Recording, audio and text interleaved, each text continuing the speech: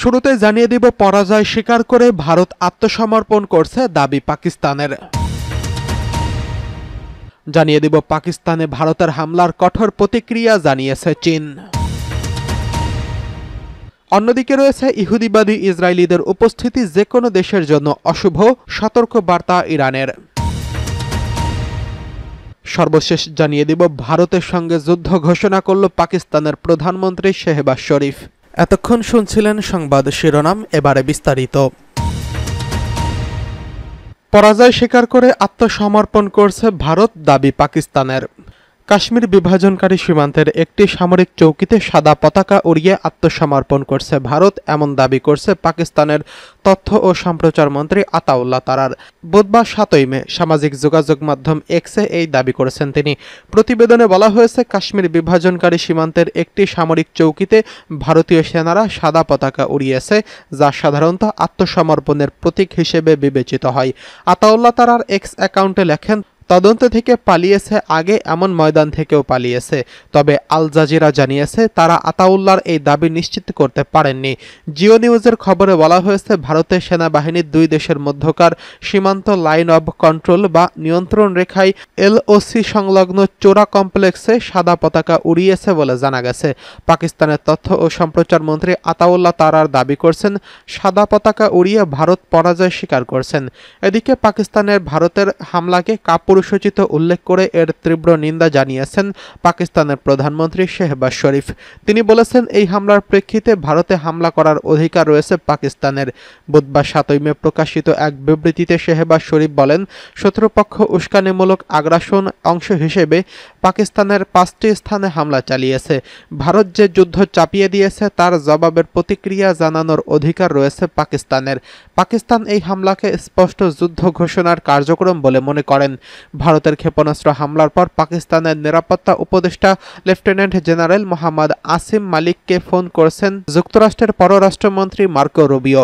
সূত্রের বরাত দিয়ে জিও নিউজের প্রতিবেদন থেকে বলা হয়েছে, ভারতের এই হামলার পর উদ্ভূত পরিস্থিতি নিয়ে আলোচনা করতে পাকিস্তানের নিরাপত্তা উপদেষ্টার সঙ্গে যোগাযোগ করছেন মার্কিন পররাষ্ট্রমন্ত্রী।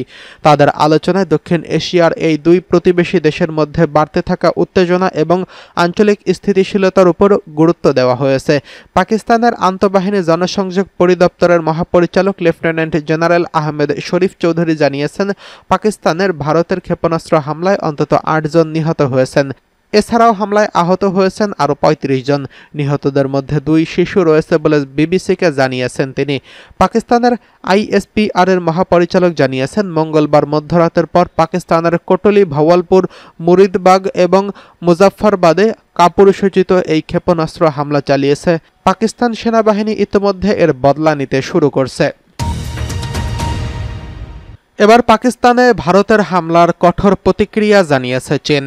জম্মু ও কাশ্মীরে সন্ত্রাসী হামলার জেরে উত্তপ্ত পরিস্থিতির মধ্যে বুধবার ভোররাতে পাকিস্তানে বেশ কয়েকটি শহরে একযোগে ক্ষেপণাস্ত্র হামলা চালিয়েছে ভারত, জবাবে পাল্টা হামলা চালিয়েছে পাকিস্তানও।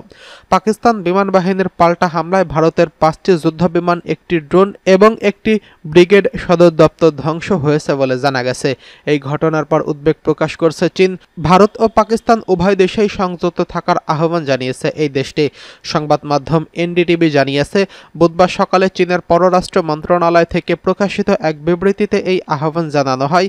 চীনের পররাষ্ট্র মন্ত্রণালয়ের মুখপাত্র বলেন, ভারত ও পাকিস্তান এমন প্রতিবেশী যাদের সরিয়ে নেওয়া সম্ভব নয় এবং তারা উভয়ই চীনের প্রতিবেশী। তিনি আরও বলেন, চীন সন্ত্রাসবাদের সব রূপের বিরোধিতা করে, তবে আমরা ভারতের সামরিক পদক্ষেপ নিয়ে দুঃখ প্রকাশ করছি এবং বর্তমান পরিস্থিতি নিয়ে উদ্বিগ্ন। চীন দুই দেশের প্রতি আহ্বান জানিয়ে বলেছেন, শান্তি ও স্থিতিশীলতাকে অগ্রাধিকার দিন, সংযত থাকুন এবং এমন কোনো পদক্ষেপ এড়িয়ে চলুন যা পরিস্থিতিকে আরও জটিল করে তুলছে। এর আগে পাকিস্তানে ভারতের হামলার প্রতিক্রিয়া জানায় যুক্তরাষ্ট্রের president Donald Trump.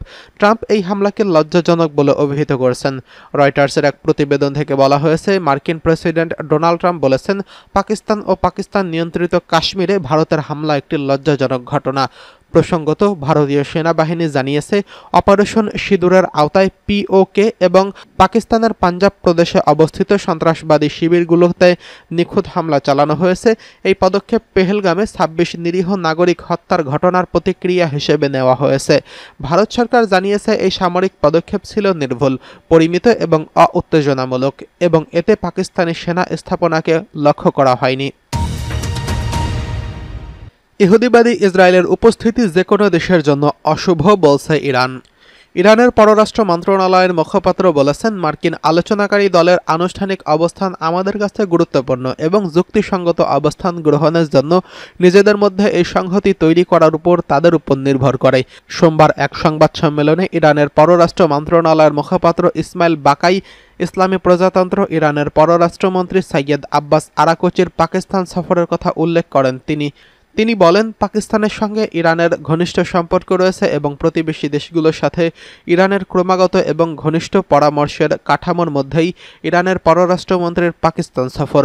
Pars Today অনুসারে বাকাই বলেন, আঞ্চলিক বিষয়গুলো, বিশেষ করে অধিকৃত ফিলিস্তিন, লেবানন, সিরিয়া এবং পশ্চিম এশিয়ায় আমরা যেই সমস্যাগুলির মুখোমুখি হচ্ছি সেগুলো নিয়ে আরাকচি তার প্রতিপক্ষের সাথে আলোচনা করছেন। তিনি পাকিস্তানের প্রধানমন্ত্রী ও প্রেসিডেন্টের সঙ্গে বৈঠকও করেছেন।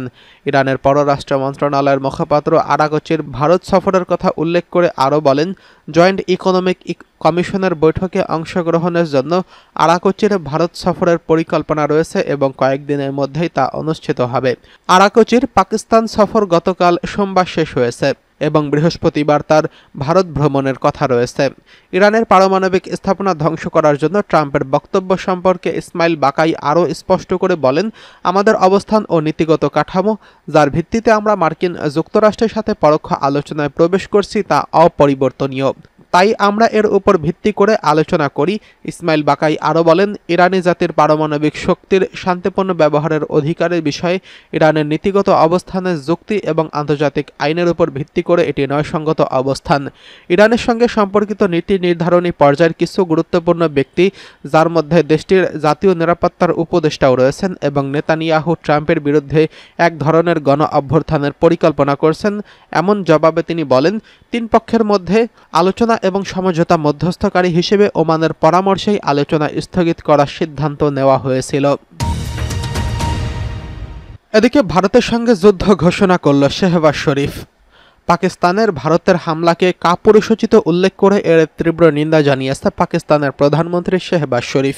তিনি বলেছেন, এই হামলার প্রেক্ষিতে ভারতে হামলা করার অধিকার রয়েছে পাকিস্তানের। বুধবার ৭ মে প্রকাশিত এক বিবৃতিতে শেহবাজ শরীফ বলছেন, শত্রুপক্ষ উস্কানিমূলক আগ্রাসনের অংশ হিসেবে পাকিস্তানের ৫টি স্থানে হামলা চালিয়েছে। ভারত যে যুদ্ধ চাপিয়ে দিয়েছে তার জবাবে প্রতিক্রিয়া জানানোর অধিকার পাকিস্তানের রয়েছে। পাকিস্তান এই হামলাকে স্পষ্ট যুদ্ধ ঘোষণার কার্যক্রম বলে মনে করেন। এদিকে ভারতের ক্ষেপণাস্ত্র হামলার পর পাকিস্তানের উপদেষ্টা লেফটেন্যান্ট জেনারেল মোহাম্মদ আসিম মালিককে ফোন করেছেন যুক্তরাষ্ট্রের পররাষ্ট্রমন্ত্রী মার্কো রুবিও। ভারতের এই হামলার পর উদ্ভূত পরিস্থিতি নিয়ে আলোচনা করতে পাকিস্তানের নিরাপত্তা উপদেষ্টার সঙ্গে যোগাযোগ করছেন মার্কিন পররাষ্ট্রমন্ত্রী। তাদের আলোচনায় দক্ষিণ এশিয়ার এই দুই প্রতিবেশী দেশের মধ্যে বাড়তে থাকা উত্তেজনা এবং আঞ্চলিক স্থিতিশীলতার উপর গুরুত্ব দেওয়া হয়েছে। ডনের এক প্রতিবেদন থেকে বলা হয়েছে, ভারতের চালানো হামলায় প্রতিশোধ হিসেবে দেশটির 5টি যুদ্ধবিমান ভূপাতিত করছে পাকিস্তানের সেনাবাহিনী, যার মধ্যে রয়েছে 3টি রাফায়েল এবং একটি রাশিয়ান তৈরি এবং আরেকটি মিগ-29। অন্যদিকে ভারত সরকারের এক বিবৃতির বরাত দিয়ে বার্তা সংস্থা রয়টার্স জানিয়েছে, ভারতের সশস্ত্র বাহিনীর অপারেশন সিঁদুর শুরু করছে। এর আওতায় পাকিস্তান ও পাকিস্তান নিয়ন্ত্রিত জম্মু ও কাশ্মীরে 9টি স্থাপনায় হামলা চালানো হয়েছে। ভারত সরকারের পক্ষ থেকে বলা হয়েছে, পাকিস্তানের সামরিক বাহিনীর কোনো স্থাপনাকে এই অভিযানের নিশানা করা হয়নি।